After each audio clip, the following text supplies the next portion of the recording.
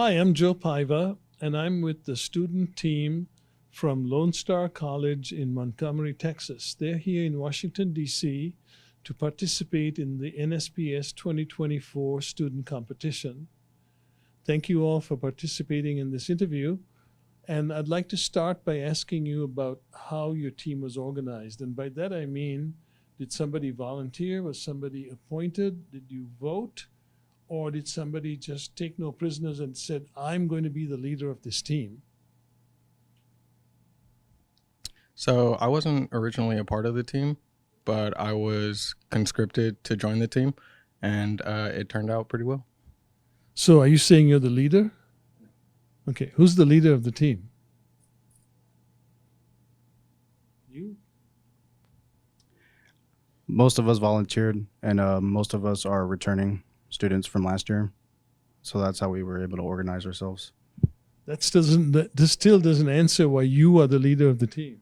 I'm the leader because I take forth the effort to help guide everybody in the right direction. All right, you had your hand up, so I want to hear what you want to say because I can tell you are one of those outspoken kind of guys.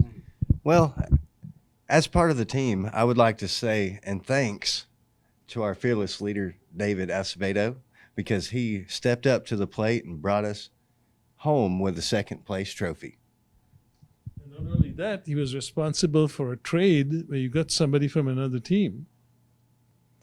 When you started, or when you knew that you were going to be in the competition, at what point in time did you decide that you were going to start doing some preparatory work?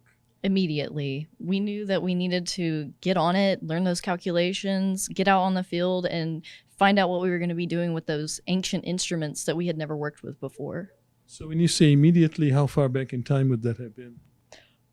Maybe as soon as we found out 3 months ago that we were going to be coming here. So, as you correctly pointed out, the ancient instruments, right? Probably surveyors stopped using them before you guys were born, and maybe even before your parents were born. So how did you get your hands on them, and how did you learn how to use such an ancient technology? We had a couple of sponsors that provided some instruments for us to work with. Did they give you the training as well? No, we showed up at our campus and did a couple of training sessions on the equipment, familiar ourselves with it. Yes. So also, a lot of us work with some people who have been surveying for a very long time, and they were gracious enough to lend us those instruments to work with. My boss at Lantec lended us a compass, and he trained us on the Wild T2. He let us borrow all those instruments. We drove them all the way to Montgomery, which is scary because they're worth a lot of money, and he allowed us to use those instruments, and we are very grateful that he allowed us to do that. Now, in the competition, the measurement phase, a pretty good segment of the competition time was spent in computations because you had to deliver a result to the proctors. So how did you practice for that? So as we said, we did a lot of training leading up to the competition where we were out in the field doing calculations, and Professor Salazar, our immediate go-to, he was very helpful in providing us with the formulas to solving those calculations as well as the training. Now, I know that these measurement phases and the calculations were timed. So did you time yourselves, or did you just hope for the best when you went through this? We did time ourselves, and we also hoped for the best as well. We just putting ourselves in different situations. When you went out in the field for the competition, many roles had to be filled especially depending on the technology you were using. Did you decide these ahead of time? And if so, how? And if you didn't, how did you figure it out? I believe we had a good game plan. A lot of us have been serving out on the field, and we knew some equipment that we should utilize and how to approach it. And we also had good leaders guiding us. I want to thank Kobe and Chloe because they kept us spot on. Very good. So how many of you, by show of hands, were here last year or previous year? Okay. So do you think that if you were coming back, you might do something differently if you win the competition next year? So I think one of the things that we might do differently would be to just get together and practice even harder than we did. We did have a few weekends where we were out with TSPS, Texas, yes, sir, Texas Society of Professional Surveyors, and we would like to, I guess, get with them and maybe more surveyors to bring the team, more people to the team, and I guess more Texas representation to NSPS. So, coming from Texas to Washington is not an inexpensive proposition. So, did you pay your way here, or did you get help from others? Last year we had to pay our own way, and then they reimbursed us. But this year we got a sponsor to completely pay for everything that we did over here. Was that sponsor a single individual or business? I believe it's a little bit of both. The owner of a company, along with other sponsors. I think there were multiple sponsors that actually put forth the financial support for our team. That way we could show up, show out, and make them proud, as well as our college. So all your supporters and sponsors who are not here, are you going to have to meet with them and tell them about your experiences so you can kind of thank them for supporting you? I want to meet them and tell them that we showed up and show out. One of my favorite phrases.